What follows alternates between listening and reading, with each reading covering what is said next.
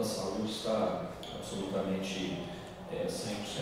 Obviamente, os cuidados necessários que a gente precisa tomar, já tenho tomado, e me assustou muito no primeiro momento, mas após os exames mais aprofundados, constatamos que se tratar de um nódulo benigno, nos tranquilizou muito. Então, agora é cuidado necessário, monitoramento, enfim, nada tão grave assim.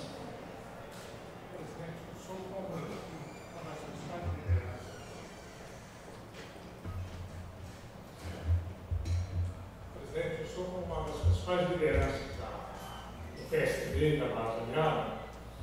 Como é que o senhor está acompanhando o panorama político, as eleições de 2018, considerando que nós estamos aí às vésperas das convenções partidárias e a base aliada enfrentando dificuldades, uma crise na escolha do segundo candidato ao Senado e o candidato a governador patinando nas pesquisas, às vezes até em terceiro lugar, dependendo da pesquisa divulgada. Qual a opinião do senhor? Desde lá de trás, Lenin, eu avaliava que seria uma eleição extremamente difícil do Zé Elton. Se não fosse o Zé Elton, talvez qualquer nome que estivesse ocupando o lugar que o Zé está, teria suas dificuldades. Dificuldades essas que seriam normais, dado aos 20 anos que estamos governando o estado de Goiás. Agora, são 20 anos onde nós fomos avaliados aí em 5 eleições. Nessas 5 eleições, algumas também com muitas dificuldades, nós conseguimos reverter o panorama. Obviamente, nós temos os nossos desgastes naturais, estamos vivendo um momento político extremamente negativo, não só a nível de Goiás, mas a nível de Brasil. Uma população totalmente incrédula com os seus representantes. Então, estamos às vésperas de uma eleição fria, o quadro a nível nacional também muito ainda nebuloso, e Goiás não seria diferente. Agora, o Zé, ele tem crescido, talvez posso fazer essa avaliação ainda com tanta certeza, mas ele tem crescido da maneira que a gente esperava que fosse crescer.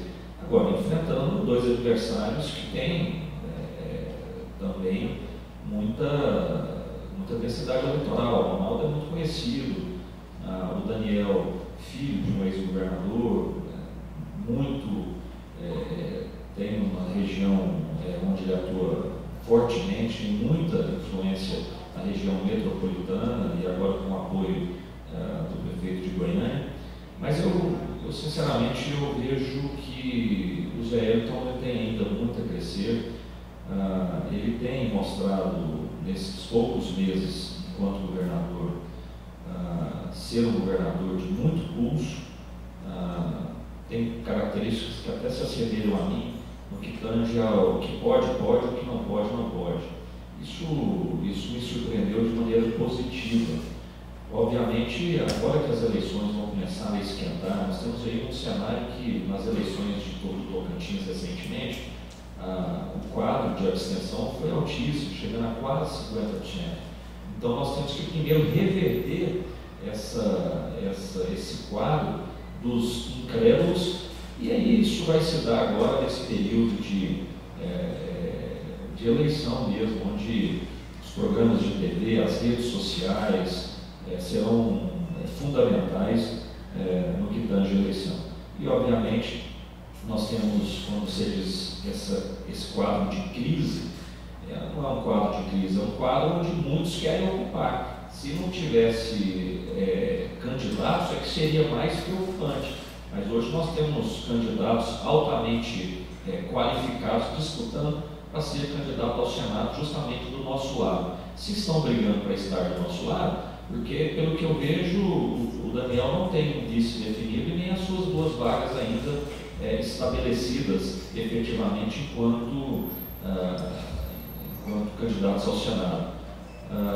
O Ronaldo tem estabelecida, que é o Wilder, mas tem 2 vagas ainda em aberto. Quer dizer, então eu estou vendo um contrassenso nisso aí. Olha, o Zé Elton não vai, mas está todo mundo brigando para estar do lado do Zé Elton, enquanto que os outros estão talvez melhores colocados nas intenções de votos nesse momento, mas 70% ainda, quase 60 e tantos por cento, não decidiram ainda o seu voto. Então o quadro ainda tende a mudar bastante até as eleições. João Carvalho. Tem uma tese que foi discutida inicialmente, de substituição de candidato. Acho que essa tese está sepultada, isso não vai acontecer dentro da base ligada. Se o candidato do governo não subir as pesquisas, como é que o senhor vê essa possibilidade? Olha, na minha visão está sepultada, apesar de entender que em política é igual o jogo aí da Copa do Mundo, está decidindo aos 48 do segundo tempo, último minuto da prorrogação. Então, tudo acontece em política, mas eu acredito estar sepultada. Eu acredito que a desconfiança no que tange administrativamente que tinha sobre o Zé Elton também está absolutamente sepultada. Ele, nesses meses, tem mostrado uma capacidade de gerir o Estado com muita eficiência. Agora, essa densidade eleitoral, você substituir alguém também a essa altura do campeonato também não é tão simples. Quem seria o nome que entraria na vaga do Zé Elton, que seria aí, as próprias pesquisas não mostram esse nome para que pudesse haver qualquer tipo de substituição. Então eu vejo que ele está sacramentado, está sepultado. Agora, é preciso acertar muito na escolha do nome de vice-governador e acertar, claro, na composição aí das 2 vagas ao Senado e também nessas composições de suplência, para que a gente possa ainda mais conseguir atingir algumas, talvez, algumas regiões onde estejamos com maior dificuldade, alguns segmentos organizados da sociedade onde ainda tende a ter uma desconfiança em relação ao próprio governador. Então isso será ajustado agora nessa composição de nomes. João Nascimento. Presidente, o senhor tem recebido aí muitos estímulos para seguir na carreira política, inclusive uma candidata a deputado federal e mesmo a senadora. Como que o senhor recebe essa convite que o senhor tem aí de ser primeiro suplente na chapa do ex-governador Marconi Perillo? Olha, não só eu acho que tem muita gente que gostaria de ser suplente do Marconi. Obviamente, eu sou mais um nome que acredito ter conseguido isso justamente por esses 2 mandatos aqui frente à Assembleia Legislativa e especialmente nesse último mandato, onde consegui ser líder do governo e agora presidente da casa. Isso foi graças à minha relação sempre muito harmoniosa com todos os deputados, uma relação franca, direta. Tivemos aqui muitos embates, mas sempre embates muito respeitosos. Hoje eu não vejo nenhuma resistência dentro da casa em relação ao meu nome. Obviamente isso nos faculta uma credibilidade a assumir, até porque essa eleição, João, vai ser uma eleição onde o eleitor vai focar muito na vida pregressa daquele que ele está depositando o voto, numa relação hoje onde nós estamos vendo aí casos de corrupção a cada dia. Tem aí 3, 4 anos que os noticiários não fazem outra coisa senão noticiar quem vai preso, quem é cassado, enfim, num cenário extremamente negativo. Pessoas que têm credibilidade, pessoas que têm uma relação direta com a sociedade, tendem a ter uma vantagem nessas eleições. E eu acredito que meu nome, ele permeia bem nessa seara. Por isso, eu acho que meu nome tem sido citado nesse sentido. César Santos. Presidente, bom dia. Tá bom, César. César Santos, Jornal Opção. Presidente, vou fazer uma pergunta que já se tornou um pouco clássica, mas que a gente tem que fazer. A base aliada ganhando a eleição, se ganhar a eleição, vai ficar 24 anos no poder.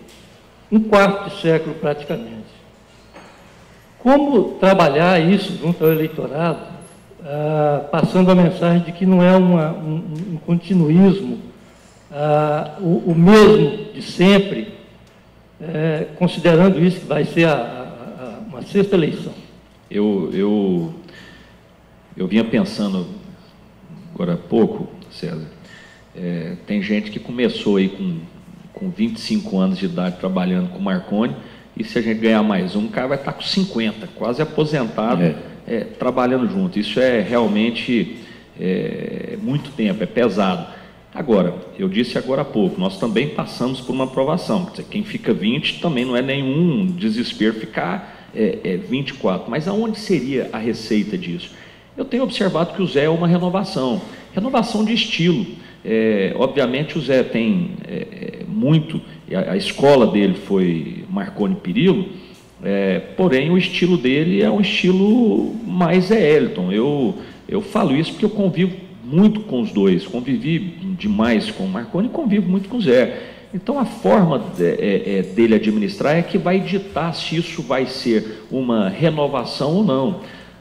Acredito eu que ele tinha até uma oportunidade maior, acho que ele até fez um pouco, até mais do que eu até imaginava, mas ele tinha ainda uma condição maior na sua nomeação para alguns quadros de secretariado, que ele podia ter dado uma renovada um pouco maior.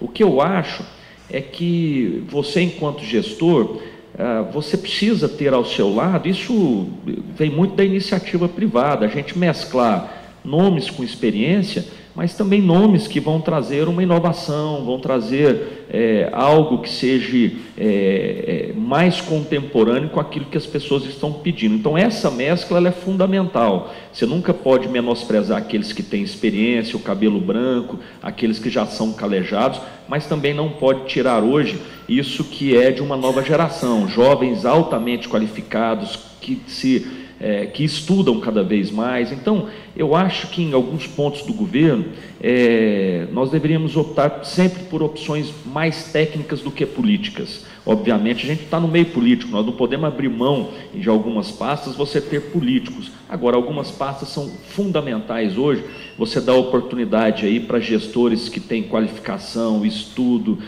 trazem de experiências de países diferentes, de estados diferentes, e isso é que vai mostrar para o eleitorado que nós temos ou não condições de avançar e trazer algo moderno para o estado de Goiás. Agora, o estado de Goiás é importante avaliar que nós não estamos um estado estagnado, nós temos crescido acima da média, nós somos um estado diferente de vários estados da federação, principalmente no que tange ao agronegócio, a mineração, a indústria química, hoje a indústria, as montadoras de veículos. Então nós somos um estado que ainda está gerando emprego, nós somos um estado ainda que estão com as contas em dias. Agora, dificuldade nós estamos enfrentando, assim como todos os estados da federação e o próprio país, mas não é um estado estagnado. Então é o próprio perfil do Zé Elton que vai dar essa dinâmica para um próximo governo. Presidente, antes do Libório, eu queria até fazer a guisa da pergunta do César. O senhor falou em inovação e citou como exemplo o nome de José Hélio, que está no governo já há praticamente 8 anos. E citou inovação também, e eu vou pegar como exemplos aqui, assim da greve dos caminhoneiros, onde se discutia, inclusive, que se abaixasse as alíquotas dos impostos que incide sobre os combustíveis. José Elton, em encontro, acho que aqui no Centro-Oeste, no Mato Grosso, foi o primeiro a dizer que não ia abaixar, justamente porque provavelmente abaixaria também a receita do estado de Goiás. O governo anunciou há poucos dias aí a privatização de alguns trechos de rodovias de Goiás para a cobrança de pedágios, onde os pedágios, pela estimativa, serão mais do que R$7. O senhor acha que isso é inovação? Ou o senhor acha que... O senhor ainda acabou de dizer também, fez assim uma certa crítica, ainda que suavemente, em relação às não mudanças não promovidas por José Elton assim que assumiu o governo. E as mudanças no seu secretariado foram promovidas ainda pelo governador Marconi Perillo. O senhor não acha que, diante dessas características enunciadas por mim aqui, José Hélito é apenas um preposto do ex-governador Marconi Perillo? Não, eu tenho muita tranquilidade de afirmar a você que não. Primeiro que eu discordo, porque as mudanças foram feitas, sim, pelo Zé Hélito. Hoje, e algumas mudanças não são notificadas para a imprensa, mas em alguns órgãos vitais foram feitas, sim, algumas mudanças que caracterizam o perfil do Zé Hélito. Em relação à questão da greve dos caminhoneiros, também discordo, porque houve uma mudança na pauta aqui dos combustíveis do Estado. Agora, obviamente, Ulisses, não dá para você... ele assumiu há poucos meses o governo. É muito difícil você se inteirar de um governo que vem aí há muitos anos, se inteirar de tudo. Por mais que ele esteja há quase 8 anos, ele é o vice-governador, ele conhece muito do Estado, mas é importante você, após colocar peças que você considera importantes, por exemplo, o João Furtado, ele tinha um perfil na Secretaria da Fazenda. Entrou o Manuel, que é o de confiança do Zé Hélito. Até o Manuel se inteirar da pasta, de algumas coisas, leva tempo. Eu vejo que nós precisamos fazer uma mudança profunda no que tange a nossas questões que impacta fundamentalmente na vida do goiano, e aí os combustíveis estão dentro dessa pauta, mas o próprio governo federal, ele ao tentar mudar devido à pressão que foi a nível de Brasil, ele cometeu alguns erros. Por exemplo, eu, enquanto empresário, hoje, essa pauta que foi estabelecida como pauta mínima do frete, já trouxe um prejuízo muito grande para a economia. Isso vai impactar significativamente no nosso PIB. Eu vou te falar, eu tenho, desde a greve dos caminhoneiros, eu quero vender soja. As esmagadoras não estão comprando. Eu estou com a minha soja lá, eles captaram a minha soja e não podem me pagar por ela. Por quê? Porque a pauta do frete foi instituída e enquanto não resolver isso, não vai acontecer. São coisas que às vezes não chegam no dia a dia do brasileiro, mas que causam um impacto significativo. Então, eu vejo, claro, que nós não podemos falar que o Zé é totalmente o homem diferente de tudo. É lógico que ele vai pegar muita coisa que ele está mandando. No que tange hoje a questão dos pedágios, nós, quando vamos para São Paulo, o estado mais desenvolvido do país, ele é pedagiado praticamente o estado inteiro, e nós não reclamamos. Vamos, nossa, a rodovia está maravilhosa, está ótimo. Quando nós vamos para o Paraná, é toda pedagiada. Isso é uma dinâmica que vai acontecer a nível nacional, e quando nós vamos para fora também, você vai para qualquer país fora, Europa, você vai para os Estados Unidos, você também é pedagiado. Agora, pedagiar não é problema nenhum, desde que você sinta que as rodovias te dê segurança, você está andando em vias de mão duplicadas, enfim, de qualidades. Isso é uma escolha que requer custo. Então, é uma tendência moderna. Agora, obviamente que é preciso você ter uma balança para não apenas instituir impostos e você não ver o resultado acontecendo. Então, aí é que vai ser o grande desafio do Zé Hélito. Libório Santos. Libório, Rádio Globo Central. Presidente, ao que tudo indica, essas eleições agora vão acontecer num clima totalmente diferente das anteriores. Questão de credibilidade, há um desgaste da imagem política como todos, e aí desgaste para a situação, desgaste para a oposição, desgaste para quem está trabalhando, desgaste para quem não está trabalhando. Aliás, vai ser até um desafio muito grande o candidato sair na rua, colocar a cara frente a frente com o eleitor para pedir voto. Aliás, até um deputado aqui disse: eu já estou preparado, porque vai levar porrada, vai bater, vão bater, mas estou preparado para assimilar esses golpes. Eu perguntaria o seguinte: primeiro, tomando por base aí algumas eleições, Tocantins, Manaus, Niquelândia, praticamente já pode-se antever que teremos um índice de abstenção muito grande, votos nulos, brancos e tudo mais. Não corre um risco muito grande de quem for eleito já assumir num clima onde o fator credibilidade já ficaria bastante minado, porque automaticamente a maioria da população não estaria apoiando quem foi eleito. Eu concordo com você, mas aí é onde eu disse, é um contrassenso da própria sociedade em relação a isso. Era o momento agora, o momento de mudança, e aí eu me incluo também como eleitor, o momento de mudança justamente se faz pelo eleitorado. Não adianta você não ir às urnas e depois ficar reclamando. É o momento de você buscar o conhecimento daqueles que você vai ter uma oportunidade de dar um voto de confiança. Eu entendo que a classe política está altamente desgastada, mas eu entendo também que existem muitos políticos bons e existem muitos que ainda não são políticos e querem vir para a vida pública. Agora, o eleitor não pode se furtar dessa escolha. Eleição vai existir sempre. Não adianta a gente querer nós não temos ainda um modelo político diferente do que senão o eleitor ir e escolher os seus representantes. Então, se nós continuarmos nesse descrédito, amanhã não adianta você ter uma cobrança nesse sentido. Mas haveria alguma estratégia para o candidato mudar essa visão do eleitor?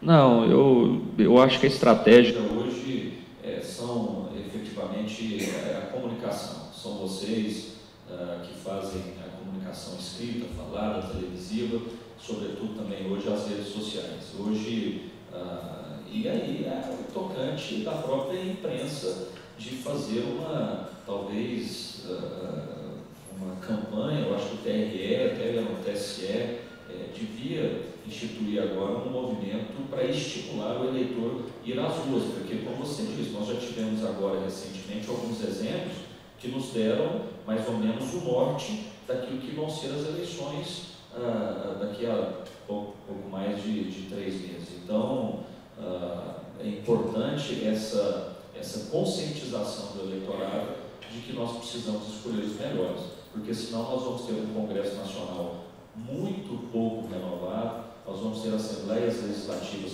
pouco renovadas.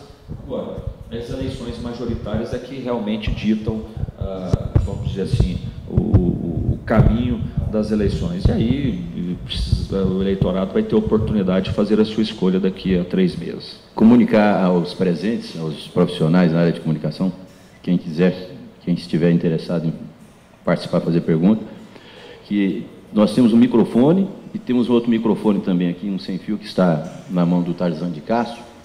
E seria importante que se fizesse a pergunta por meio dele, até porque está sendo gravado, todo esse conteúdo está sendo documentado aqui, e quem falar fora do microfone, logicamente, não terá a sua pergunta, sua indagação gravada. Tarzan de Castro. Senhor presidente, eu estou aqui pelo programa contraditório da Rede TV, NET 24, meu companheiro Walter Guedes não pôde vir porque ele está gravemente enfermo, nós estamos aqui todos torcendo para que ele recupere, então eu fui intimado pelo AES para vir aqui, e eu estou grato, e quero perguntar ao senhor, nesse momento muito desesperador quase, que o país está vivendo, o futebol está salvando um pouco, é verdade, isso nós todos estamos torcendo pelo Brasil, não confundimos política com futebol, mas a política está demonizada, e demonizada porque realmente políticos deram motivos para isso e, ao mesmo tempo, faltou propostas concretas de um governo que entrou prometendo soluções salvadoras numa crise e entrou de uma forma parecendo que o golpe que é denunciado por uns e criticado por outros criou um pouco de veracidade. Então, nós estamos num momento em que precisaríamos de propostas concretas, transformadoras. O seu partido, por exemplo, o PSDB, tem um candidato que é um candidato do chamado centro democrático, mais um pouco à direita, mas é a democracia, o que eu chamo os democratas e a direita civilizada, porque também tem a direita não civilizada, mundo afora, que nós conhecemos os resultados. Então, você não acha que está faltando realmente propostas concretas, inclusive aqui em Goiás, para modificar, para atender às demandas, as mais primárias, por exemplo, a questão da segurança, virou um caos esse país. A gente tem medo de sair na rua, todo mundo tem medo de sair na rua. A questão da saúde pública, É um negócio seríssimo, para não falar de educação e outros temas. Então, senhor presidente, não faltam essas propostas políticas, precisa de credibilidade em cima de propostas concretas. O que o senhor pensa sobre isso? Eu penso assim como você. Na verdade, o que me, além da enfermidade, quando fui diagnosticado, eu manifestei meu interesse em sair da vida pública justamente porque eu também sou um incrédulo. Eu sou um incrédulo em vários sentidos. Eu acho que o sistema eleitoral hoje nosso é extremamente equivocado e favorece a eleição de corruptos. Eu vejo que falta ao Congresso Nacional um pulso de assumir algumas responsabilidades, e aí o Judiciário passou a ter prerrogativa de legislar. Todas as reformas que chegam ao Congresso, elas param porque os interesses pessoais, eles falam mais alto do que o interesse, às vezes, da própria sociedade. No que tange nisso, eu vou te dar um pequeno exemplo. Reforma política foi uma vergonha, praticamente inexistiu. A reforma da Previdência, ela não avançou, e talvez não tenha avançado até por falta de conhecimento da própria sociedade.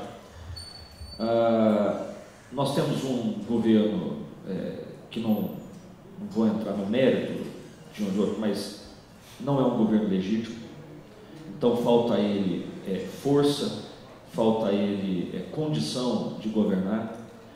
Então hoje nós estamos vivendo um momento, como você mesmo disse, de caos.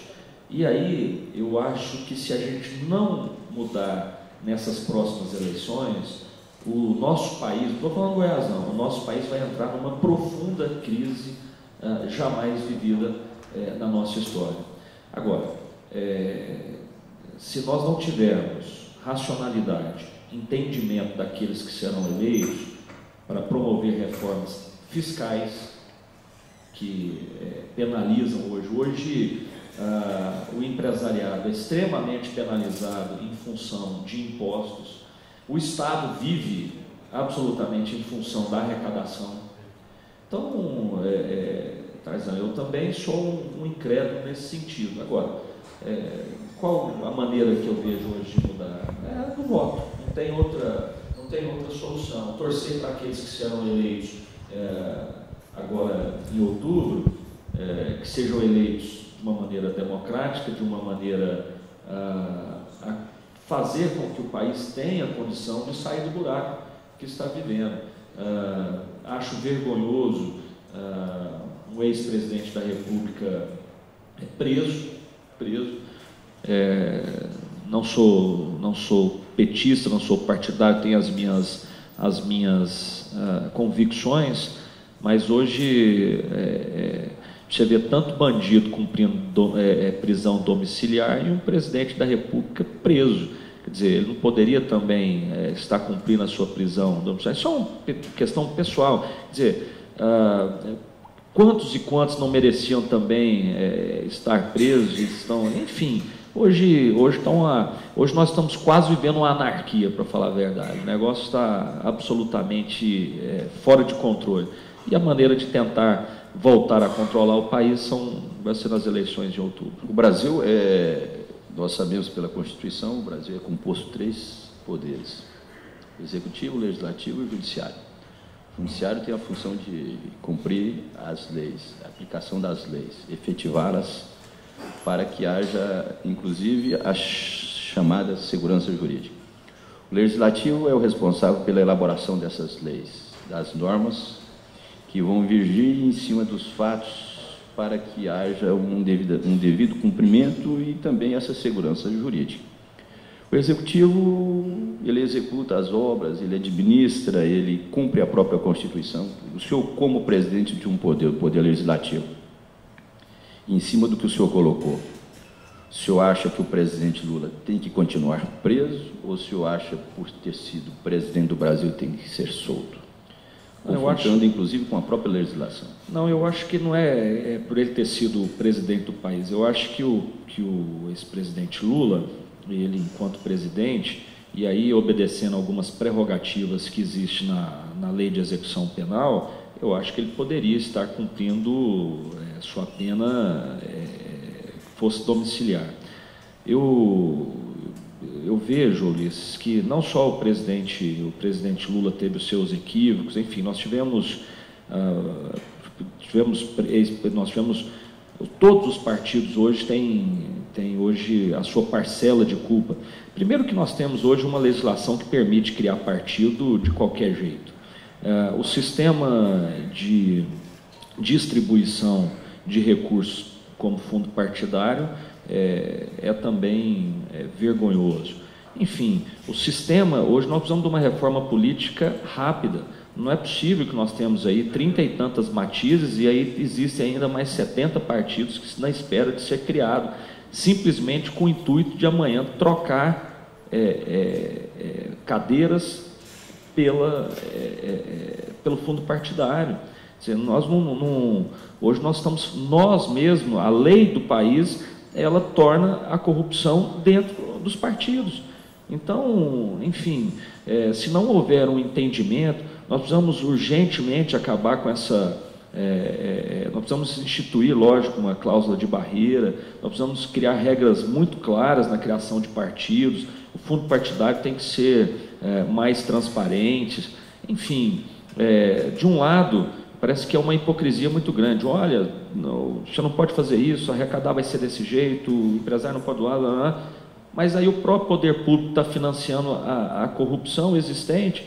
Então, se não houver mudanças drásticas no que tange a legislação eleitoral, nós vamos continuar tendo aí muitos descasos com dinheiro público. Ivan. Bom dia, presidente. Bom dia, Ulisses, e demais membros aí da mesa. Aproveitando aí o gancho do Tarzan de Castro, que falou do futebol, convencionou aí que a seleção brasileira tem uma Neymar dependência. Agora, na base aliada aqui, também convencionou que existe também uma Marconi dependência. E agora ele é candidato ao Senado, mas também aceitou aquela função de um dos coordenadores aí, talvez o principal, da campanha de Geraldo Alckmin a presidente da República. O senhor não acha que dá para compatibilizar essas duas coisas? O fato da base aliada depender muito dele aqui para ter sucesso, a campanha dele para o Senado e também esse papel de articulador nacional aí da campanha do PSDB? Olha, Ivan, não é simples, né? Você coordenar uma campanha a nível nacional para a presidência da República num cenário tão ruim, desgastado, extremamente desacreditado como nós estamos vivendo, também ser... Aqui ele não é só também candidato ao Senado, não, ele também faz parte da articulação, pela experiência e pela força que Marconi tem. Muitas coisas são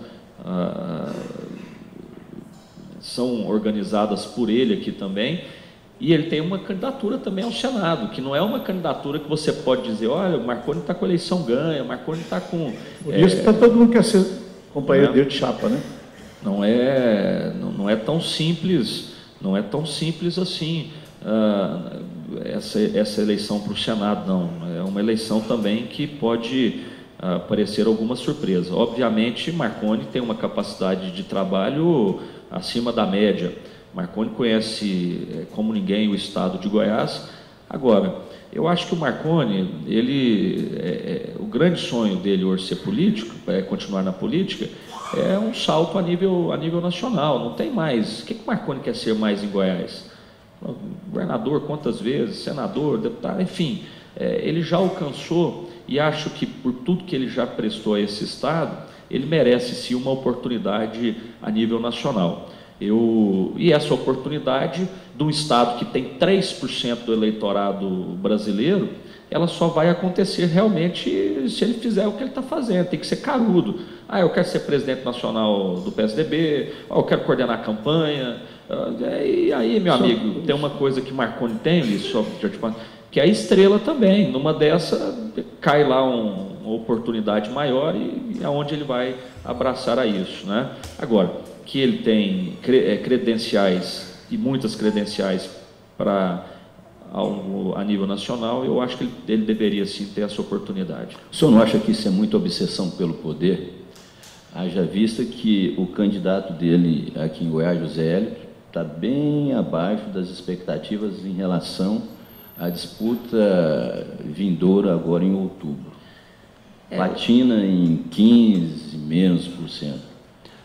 Marconi Perillo, candidato ao Senado, está empatado praticamente em algumas pesquisas, ou então quase todas as pesquisas, com um dos maiores algozes dele, que é o Jorge Cajuru, que nunca ocupou nenhum cargo público, a não ser agora vereador,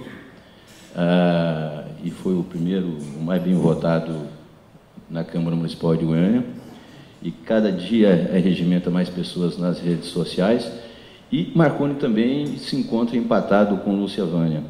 E se brincar em pesquisas posteriores aí, com essa pretensão dele de ficar mais fora de Goiás do que trabalhando para a campanha do Geraldo Alckmin, pode ser que seja até suplantado pela candidatura de Lúcia Vânia. O senhor não acha que isso é temeroso? Ou seja, que Marconi Perillo devia retornar a Goiás, trabalhar para eleger o seu sucessor, no caso, o seu ex-vice hoje, atual governador, José Hélio? Olha, eu não posso responder pelo Marconi. Eu acho que ele tem as suas convicções pessoais e nessas convicções o tenham motivado a assumir esse papel a nível nacional. Ainda um papel de articulação. Eu acho que o Marconi ainda não assumiu a coordenação efetiva da campanha do Geraldo. Eu acho que hoje ele dado a sua experiência de todos esses mandatos aqui em Goiás, ele tenha sido convocado a fazer uma pré-articulação. Agora, essa eleição do Zé aqui também, obviamente que o Marconi ele tem a sua força, que ela vai ser mostrada no momento necessário, está fazendo já muitas articulações no seu escritório político, mas é importante frisar que o próprio candidato é o Zé Elton, e aí a sua força também, enquanto governador, ela deve ser demonstrada nesse momento também de articulações, como foi feito até agora. O Zé ele conseguiu manter boa parte da base aliada unida. Nós não temos aí perda significante até o momento dessa pré-campanha. E, enfim, e justamente pelo momento de descrédito que nós estamos vivendo politicamente falando, Ulisses, é que aparecem nomes como Jorge Cajuru, enfim, Jair Bolsonaro, nomes que não têm, pelo menos a priori, tantos serviços relevantes à sociedade e que hoje permeiam como figuras com alta densidade eleitoral. Mas no momento efetivo das eleições, isso muda naturalmente, eu não tenho dúvida que isso vai acontecer. O eleitorado também hoje está cada vez mais buscando conhecimento. Muitas vezes, a gente dizia há pouco tempo atrás que as pessoas decidiam seus votos na fila de votação, e hoje eu acho que isso vai ser um pouco diferente. O eleitorado vai ter a consciência que nós precisamos muito de um voto certeiro para que as coisas mudem, ou então elas tendem a piorar. Presidente, para eleger... Sim. Tarzan, o microfone, porque está sendo gravado. Eu gostaria de acrescentar algumas questões na intervenção que o presidente fez. Nós aqui de Goiás, nós já acostumamos a uma situação de provincianos, de condenados a viver isolados. Os políticos do Nordeste se organizam independentemente de partido político. Você chega, quantos ministros Pernambuco tem? Ceará, eles dominam as casas do Legislativo e às vezes do Judiciário também. Nós aqui em Goiás, quando temos um ou outro político que destaca, e aqui eu não estou falando de ordem nem ideológica, nem política, nem partidária, nós temos muito poucos políticos que têm projeção nacional.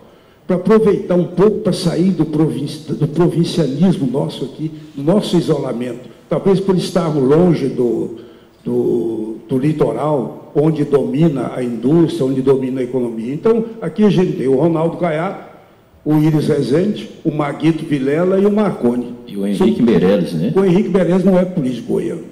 Eu sou amigo do Henrique, conheço, respeito. O Henrique Meirelles é político de São Paulo, é político ligado aos grandes grupos econômicos, financeiros, uma grande figura.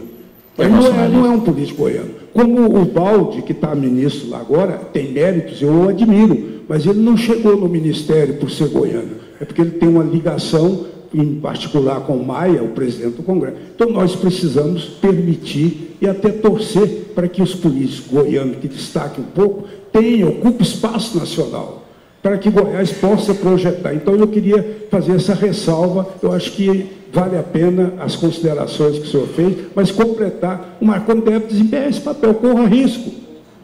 Ele já ganhou tantas paradas, perdeu uma ou duas, mas se eu estivesse no lugar dele, eu faria o que ele está fazendo. Lógico. Presidente, em relação à base aliada, como é que está o trabalho? O senhor, pelo que me parece, o senhor é um político sensato, é um político que busca a união da base aliada, que não está tanto aliada.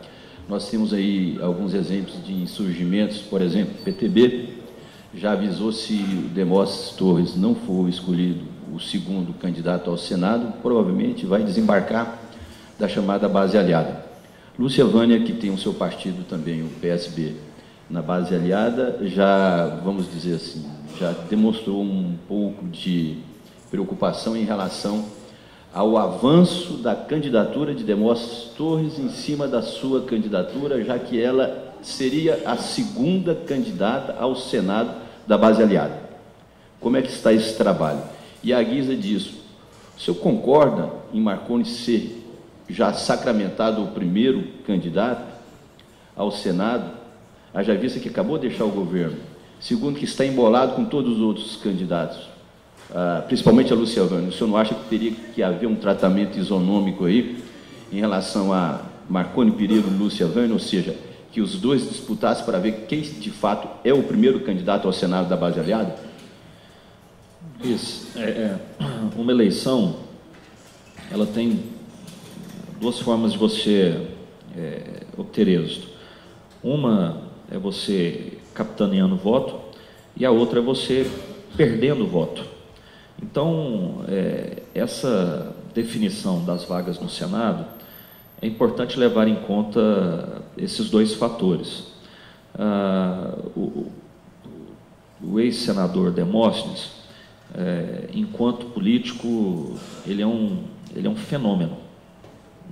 Muito bom, articulado, não tem preguiça, é conhecedor, vem de uma categoria que demonstra muito conhecimento, mas hoje a vinda dele também traz um desgaste e a gente não pode tampar o sol com a peneira. Então é importante você avaliar aquilo que ele traz positivamente e o que ele traz negativamente. E aí isso eu acho que também vem para a senadora Lúcia, o que ela traz positivo e traz de negativo. E do Marconi da mesma forma. Eu acho que o Marconi ele só é sacramentado, porque se o Marconi falar, olha, eu não sou candidato, meu Deus do céu, o que tem de prefeito, vereador, liderança política, muito. O deputado Álvaro está aqui. Ele, por algumas questões, deram chega para lá nele da base aliada durante tanto tempo que ele está aqui. Mas se você perguntar para o Álvaro ali, o coração dele é marconista. É marconista. Eu conheço. Então, assim, hoje o Marconi ele ocupa essa vaga, não é por falta de tratamento isonômico, não. É porque a base precisa de ter o Marconi ocupando um cargo.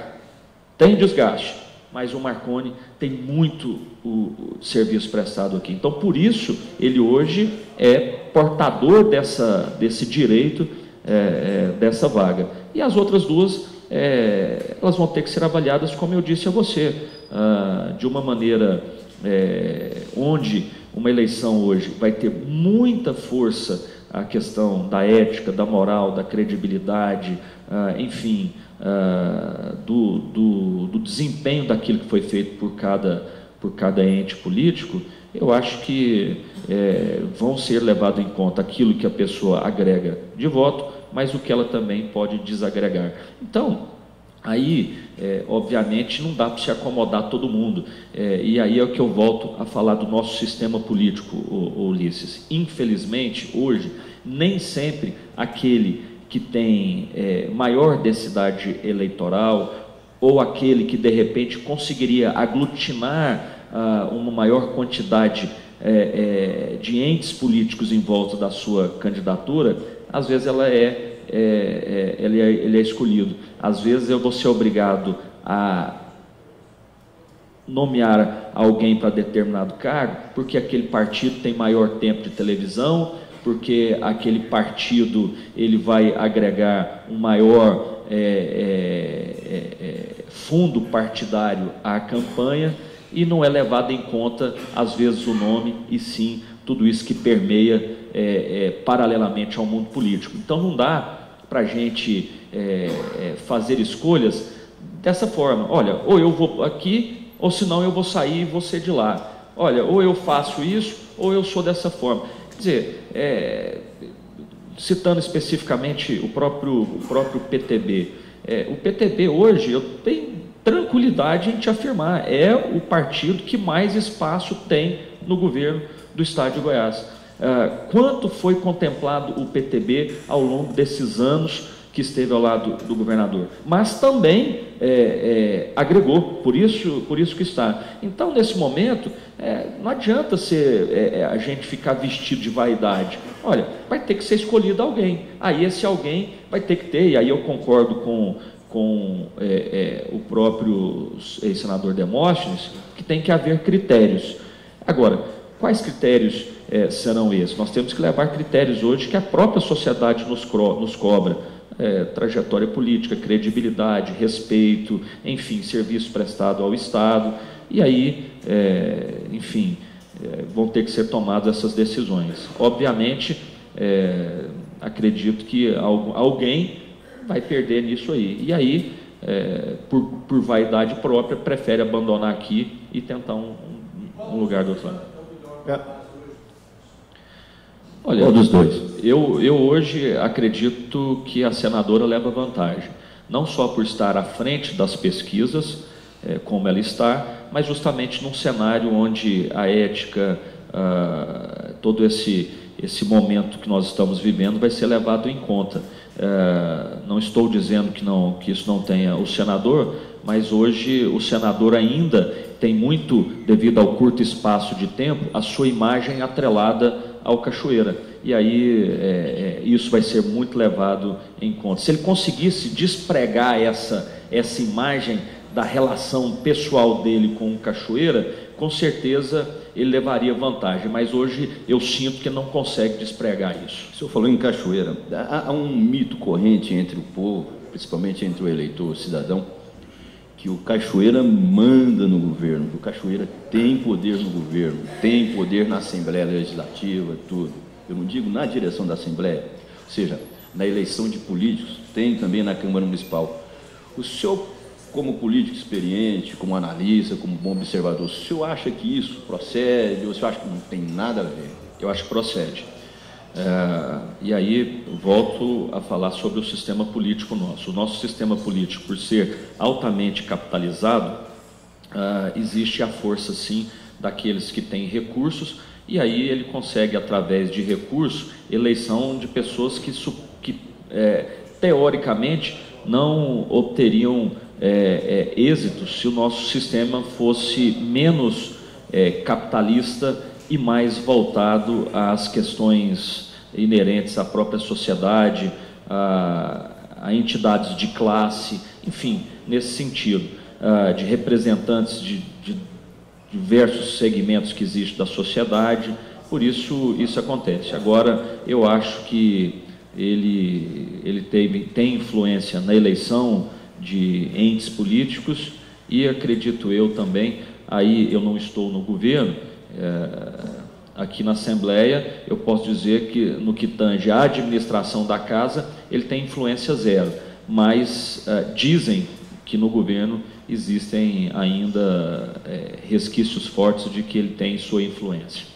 Presidente, são 11h01, nós começamos a nossa entrevista 10h10. Eu tinha falado para o senhor que provavelmente nós ficaríamos em 1 hora, então eu vou afunilando o tempo, se alguém quiser fazer pergunta aqui. Eu queria abordar... Eu só queria só fazer uma pergunta para o presidente, porque seria até uma descortesia, já que ele é o nosso personagem, nosso entrevistado aqui. Eu queria saber se ele vai permanecer na vida pública depois desse problema que o senhor teve de saúde. O senhor tinha avisado que não concorreria novamente ao pleito de deputado. Ou o senhor encerra mesmo depois de terminar o mandato do senhor? Qual que vai ser o futuro político de José Witt? Você quer engatar, Ivan, ou posso? Tá. Pode completar aí. Ulisses, ao cargo de deputado, eu sou movido muito a minha convicção pessoal. Eu acho que eu cumpri a minha missão aqui na Assembleia Legislativa. Quando eu falo eu tenho que aqui enaltecer muito os servidores dessa casa, aqui é uma verdadeira fábrica de talentos, que nem sempre ela é reconhecida da maneira que deveria. E eu não fiz nenhuma mágica. Aqui, enquanto líder e posteriormente enquanto presidente, acredito que a casa tem obtido um resgate da sua autoestima, a valorização dos seus servidores. Estamos conseguindo colocar em prática algumas coisas que ficaram absolutamente paradas ao longo do tempo, e acredito eu que até o final da minha gestão nós vamos obter êxito nesse sentido. Agora, sinceramente, eu acho que a gente tem que saber a hora de entrar e a hora de sair. Eu não me via mais motivado a mais um mandato, eu acho que está na hora de chegar outro. Se eu vou estar na vida pública, eu não sei, por exemplo, às vezes meu nome é cogitado para isso ou para aquilo, mas hoje efetivamente não existe nada concreto e nem nada de um convite oficial, apenas sondagens. Agora, sinceramente, eu sou convocado, sempre que tem as crises envolvendo a Assembleia, o deputado Zé Witt é convocado para entrar em campo. Então o Zé Witt é bom para isso, tem projetos que chegam à casa que é uma dificuldade, aí chama o Zé Witt ajuda. Quando tem um negócio, chama o Zé Witt, que o Zé Witt vai fazer. O Álvaro está lá, chama o Zé Witt, que o Zé Witt vai derrotar. Mesmo. Então o Zé Witt, ele muitas vezes é lembrado nas horas de maior dificuldade, mas na hora de bater o último pênalti na final da Copa do Mundo e o goleiro já meio capenga, o Zé Witt é deixado de lado. Então, quer dizer, eu tenho que fazer essa autocrítica de que eu primeiro preciso estar motivado a ocupar qualquer cargo público daqui para frente, porque eu acho que enquanto legislador, e foi isso que eu me propus quando entrei na vida pública, eu acho que eu vou deixar o meu legado de uma maneira positiva. Eu e os meus companheiros que estiveram ao meu lado aqui na administração.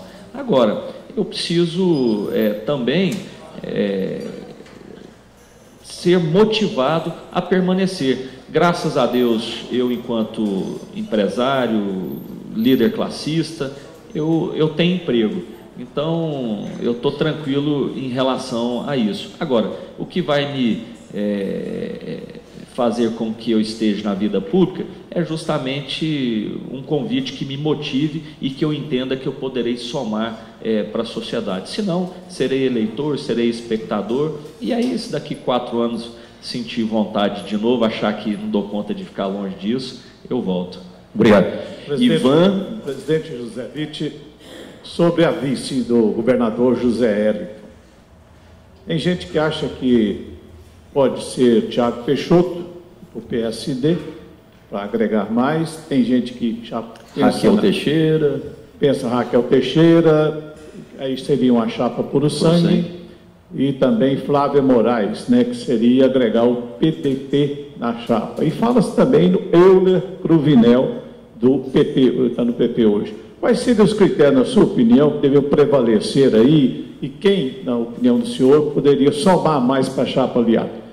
Eu acho que o critério deveria ser voto, tendo em vista que nós não estamos numa situação tão confortável como poderíamos estar. Obviamente, a escolha do vice, ela não vai dar a eleição ao Zé Elton, mas ela pode dificultar ainda mais uma eleição que já é difícil. Em relação a essa questão de puro sangue, chapa puro sangue, às vezes eu vou emitir a minha opinião, que de repente vai falar assim, você é do PSDB também, você está querendo uma boquinha lá. Mas eu digo hoje que se nós estamos preocupados com um projeto de governo, essas bobagens têm que sair de cena. Você me disse alguns nomes aí, eu tenho relação com todos eles, mas se você me perguntar hoje, se eu fosse escolher, eu escolheria ou a professora Raquel, que consegue trazer um eleitorado formador de opinião muito grande, que são os professores. A educação respeita muito a professora Raquel Teixeira, e ela conseguiria agregar muito, até porque é mulher, é experiente, ela milita muito bem junto a nós. A Flávia, um nome excepcional também pelas qualidades que ela tem de agregar justamente esse eleitorado feminino e uma militante das causas sociais muito grande, traz uma cidade extremamente importante da região metropolitana, com grande eleitorado e reflexo na divisa de Goiânia, que é Trindade. São os nomes, na minha opinião, hoje, mais... o nome de Euler é muito importante, aonde um eleitorado que o Ronaldo domina, que é Rio Verde, e o Sudoeste, que é muito reflexo ali de Rio Verde, e Jataí, além de permanecer, fazer com que o PP, que é um partido hoje cobiçadíssimo, permaneça na base. Para mim, o nome tinha que ter sido lá atrás o Baldi. Estava no PP, tudo, mas ele preferiu ficar no Ministério, então foi uma opção dele, mas também sacramentaria. Jovem, articulado, tem muita penetração em Brasília, talvez neutralizaria adversários. Então, enfim, são esses nomes. O nome do Thiago é um nome, eu tenho certeza em afirmar, é um nome de confiança do Zé Elton. Aí o Zé Elton é o Tite. Aí ele vai colocar, e aí ele precisa ter o nome de confiança. Segura o PSD, obviamente, tem uma expressiva penetração política na capital, mas nós não podemos também deixar de fazer uma avaliação. Aí a Raquel, ela precisa estar de qualquer forma na chapa, porque o Thiago, acredito eu, teria muita dificuldade justamente nesse eleitorado que é da educação. Então, enfim, são nomes que o Zé e o próprio governador Marconi vão ter que fazer essas avaliações, mas se eu tivesse que cravar um nome, eu cravaria hoje. Uma pena ela estar no PSDB, justamente porque alguns pensam nessa questão de chapa pura, mas eu acho que o melhor nome seria da professora Raquel Teixeira. Divino Olavo. Presidente, primeiramente eu quero te cumprimentar pela sua franqueza na entrevista. Verdade. A maioria dos políticos, quando dá entrevista, sempre busca aquelas frases genéricas para definir respostas complicadas, difíceis. O senhor encara Eu acho que... E hoje eu estou achando que eu tomei sabonete hoje. Olha, eu não estou dizendo que eu penso, mas nós estamos aqui para cobrar, ajudar o senhor a se definir no certo momento. Então é o seguinte, por exemplo, o senhor é o primeiro político com que eu participo no entrevista, um político do lado do governo, não é? É até de Palmeiras, que teve a coragem de chegar para todo mundo aqui e admitir que o Cachoeira manda, tem influência aqui na Assembleia. Não, aqui não. Não na presidência, mas tem influência no parlamento. Ele elege deputado. E o senhor foi até um pouco modesto, porque na verdade quem manda no governo. Do Detran, então, nem se fala. Mas o senhor, parabéns pela sua franqueza. Eu acho que a gente percebe hoje que o perfil do político, do governante, que o povo está querendo buscar, é o perfil da franqueza. Parece que o povo cansou desse tipo de político muito sabonete, que foge dos assuntos polêmicos, complicados. Então, esse registro, antes de eu fazer duas perguntinhas de uma vez aqui, já vou me dar por satisfeito. Primeiro, o seguinte, o senhor só foi um pouco sabonete na questão aí agora o senhor falou de vários nomes da vice. Mas eu cravei no final. O senhor falou na Raquel, tá certo. Embora seja do seu partido, é um ato também de franqueza, porque é do seu partido. Ela não soma nada enquanto agregado de buscar partidos, não é? Porque ela já é do PSDB, mas é uma posição interessante. Agora, eu quero saber, quero que o senhor seja franco também nessa pergunta. Eu gostaria, se for possível, o senhor ser franco também nessa resposta. Eu queria saber se o senhor acha que a base escolheu o candidato certo ao governo. E a minha pergunta se fundamenta no seguinte ponto. Até hoje, faltando 33 dias para o começo da campanha eleitoral, começo da campanha oficial, não existe nenhum partido que tem, além do PSDB, que tenha anunciado apoio definitivo ao pré-candidato do governo. Aliás, o que a gente vê até hoje são muitas restrições, né? Então, se até agora tem tantas restrições na base ao candidato, ao nome escolhido, daí a minha pergunta. O senhor acha que a base escolheu o candidato certo ao governador?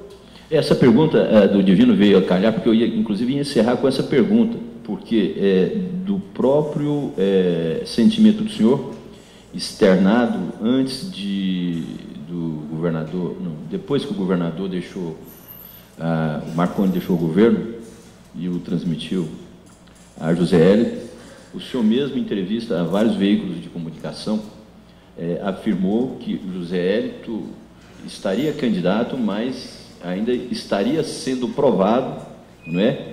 Não seria, de fato, definitivo como candidato da base aliada e do PSDB.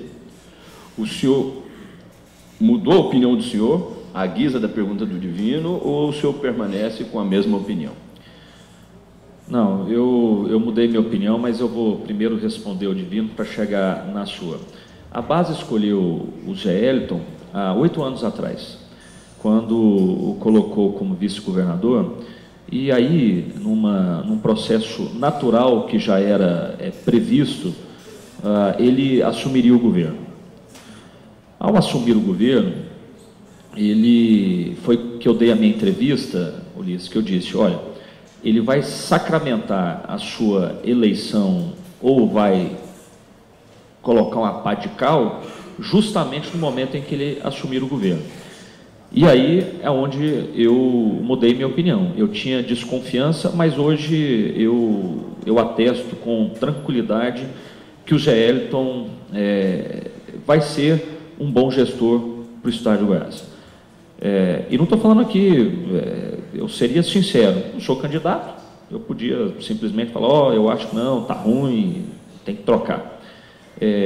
Hoje eu acho que o candidato deve ser ele, porque em diversos momentos, eu já estive com o Zé Eliton, e ele foi muito franco comigo em todas as suas ponderações e em diversos momentos. Isso para mim é um ponto extremamente positivo, Divino. Se nós estamos falando de franqueza, o Zé, ele é franco. Ele pode, não pode, não fica te barrigando, não. Estou falando isso por mim. Enquanto levei algumas reivindicações, até no que tange a própria administração da casa, o que pôde ele aceitou, e o que não pôde ele falou: Vite, não tem jeito, por isso, por isso e por isso. Então, para mim isso é um ponto muito positivo. Acredito eu. Pois não.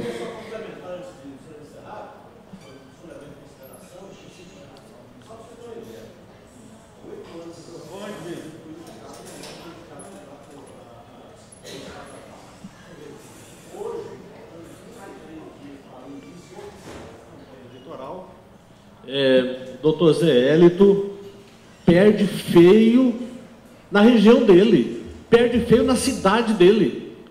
Se o senhor estivesse perdendo uma disputa estadual, o senhor está perdendo feio na sua cidade, Palmeiras, o que o senhor faria?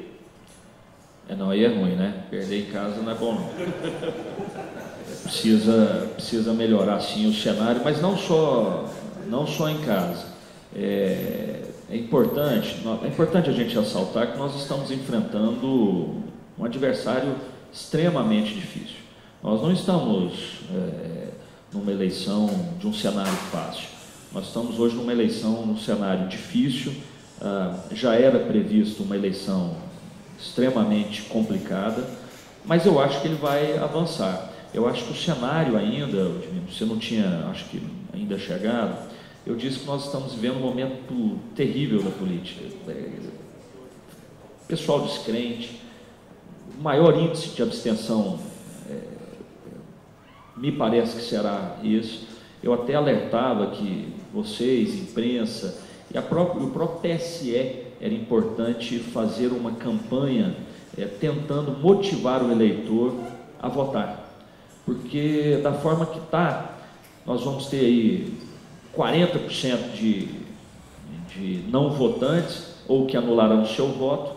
Posteriormente, serão esses os primeiros a se insurgirem contra aqueles que serão eleitos. Então, nós vamos sempre patinar num cenário de descrença, num cenário onde aprovar reformas vai ser muito difícil, porque nós teremos aí uma pequena renovação a nível nacional do próprio Congresso Nacional. Então, a mudança, ela só vai se fazer necessária, ela só vai se fazer, não necessária, ela só vai de fato acontecer se realmente a gente partir para a escolha dos melhores nomes. Agora, o Zé, ele está aí, a eleição é para ganhar ou para perder. Ele vai ter oportunidade nessa pré-campanha e posteriormente durante a campanha de mostrar efetivamente o porquê da sua eleição. Da mesma forma que ninguém efetivamente cravou que está ao lado do Zé Hélito, eu também vi ninguém cravando também que está do lado do Daniel. Não vejo ninguém cravando efetivamente também de partido de peso que está com o Ronaldo. Eu ainda não vi esse cenário. Então o cenário ainda está acontecendo. Vejo eu que nesse momento, por tantas nuances políticas que vêm acontecendo, principalmente dos chamados caciques dos partidos que existem aqui em Goiás, está muito daquela: olha, eu preciso primeiro ajeitar o meu lugar para depois entrar em campo. Quer dizer, está faltando um espírito de jogo coletivo e predominando um espírito de jogo individual. Aí é o que está acontecendo, vaidade. Aí é o primeiro passo para não é eleição. Do mesmo lado, da mesma forma que nós temos isso que está ocorrendo do nosso lado, os nossos adversários também estão vivendo o mesmo cenário. Então, agora é um jogo de xadrez. E, obviamente, se você me perguntar, e aí eu vou te fazer uma pergunta também, que você tem mais experiência do que eu. Qual o nome para substituir o Zé Hélito do lado de cá? Entendeu?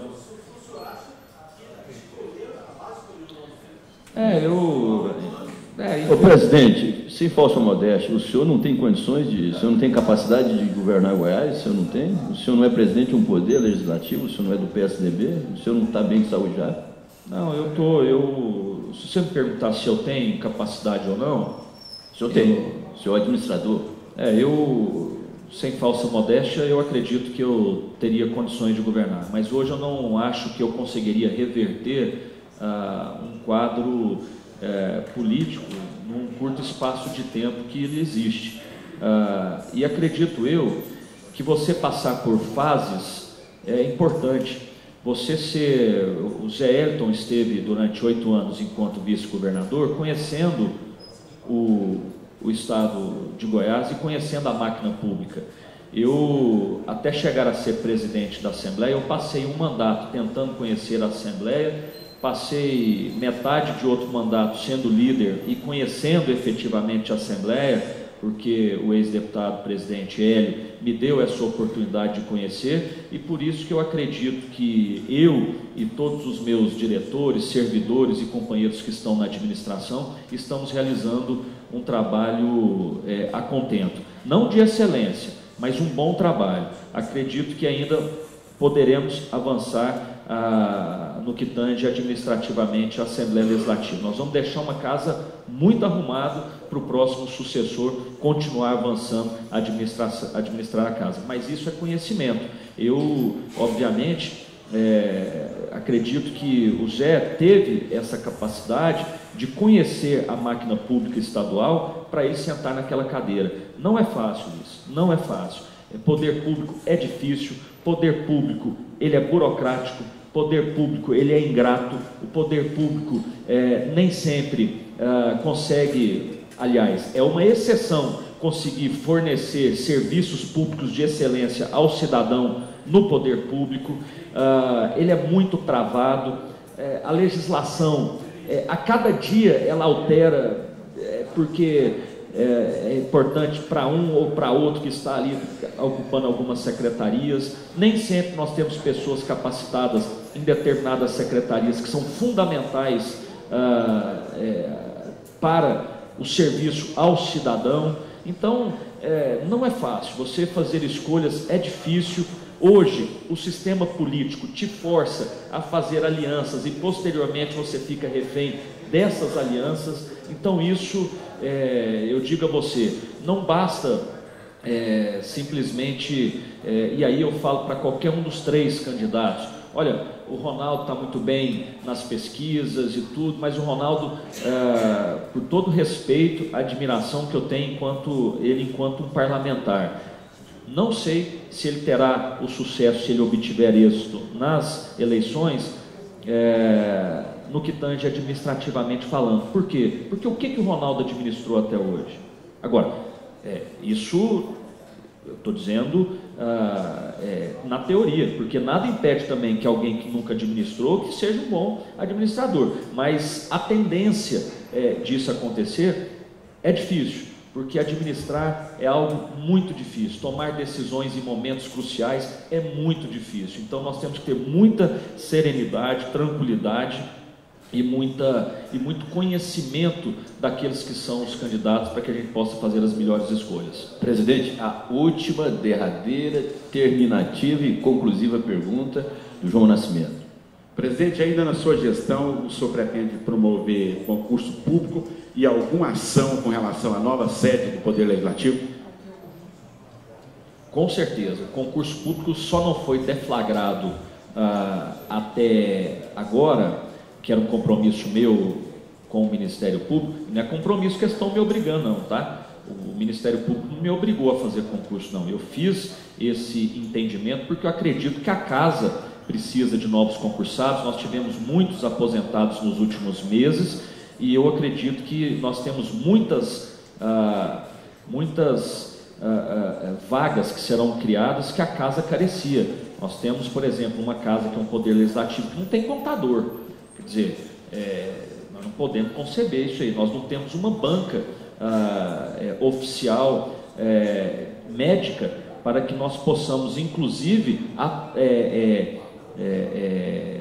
periciar um servidor que está de atestado ou não está. Então nós temos sim algumas questões que a legislação nos obriga, mas que eu podia barrigar. Mas eu entendo que nós precisamos fazer um concurso urgente para algumas para algumas funções da casa, e esse concurso vai acontecer. Só não deflagrei até agora, inclusive nós já estamos fazendo as cartas convites para que as empresas que poderão realizar esse concurso se apresentem.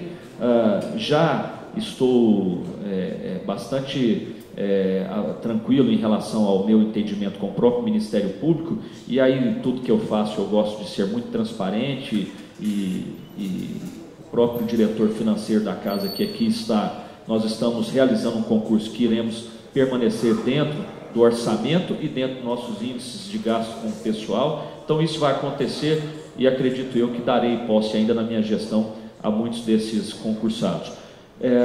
No que tange à sede, novela mexicana, uma burocracia do poder público incrível, mas que eu, só externando a vocês, eu recebi, inclusive por parte de um inquérito que estava em posse do promotor Fernando Krebs, questionando algumas questões que foram feitas na sede até agora, arquivado, nos autorizando, no que tange ao MP, o lançamento do edital. Nós estamos agora só para concluir algumas questões de projetos esses de 2005, precisavam ser readequados para a nossa realidade atual. Estávamos quase conclusos. Aí, como um exemplo, o Corpo de Bombeiros nos exige determinada alteração. Essa alteração do Corpo de Bombeiros, ela altera todos os projetos, porque aí é estrutural que entra, aí entra no projeto elétrico. Então, estamos finalizando isso, e eu devo, se Deus me permitir, nos próximos 60 dias, estar com esse edital na praça, para lançar o edital da nossa reconstrução e retomada da obra. Bom, nós queríamos agradecer. Se alguém tiver alguma pergunta também, estou por conta. Você queria, parece que você queria fazer uma pergunta aqui, você quer fazer? Seu concurso? O deputado Santana Gomes.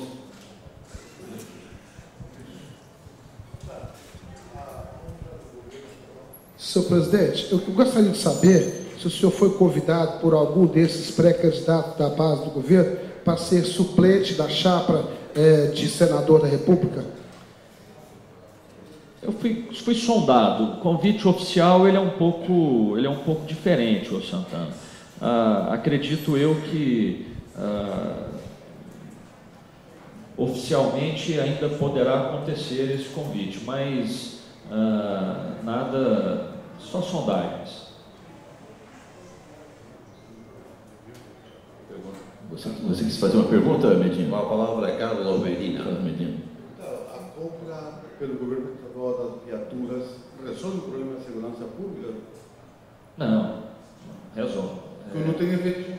O problema da segurança pública ele é um problema muito maior do que a compra de viaturas. Mas você ter uma polícia civil, militar, ou corpo de bombeiros, ou enfim, polícia científica, ela bem equipada, você traz uma sensação também maior de segurança ao cidadão. Agora, o nosso problema de segurança, ele vai ser só melhorado, e aí o problema é que Goiás, hoje, não Goiás, esses estados que estão diferentes, que saíram do eixo maior de criminalidade, como São Paulo, Rio, a criminalidade começa a ir para os estados que são emergentes, assim como o estado de Goiás, alguns estados do Nordeste que têm crescido, e enfim, então nós precisamos ter uma atenção muito grande em relação ao nosso aumento de efetivo, para que a gente consiga também fazer frente à criminalidade. Não adianta aumentar o efetivo também e enfrentar caboclo de fuzil C-38. Então você precisa também de ter um aparelhamento também da segurança pública e investir muito na área de inteligência. Goiás hoje tem, sem demagogismo, talvez uma das melhores polícias do país. Tanto é que toda curso de formação de oficiais e também de praças aqui no estado de Goiás, você vê polícias de vários estados formando os seus oficiais também nas academias goianas. Então, nós somos uma referência a nível nacional. Presidente, queria agradecer a participação de sua presença, até porque se a gente delongar mais, os próprios profissionais terão que ocupar suas entrevistas, fazer o seu material justo. E nós conversamos aqui quase com 1 hora e meia. Agradeço também o senhor pela sinceridade, até corroborando aí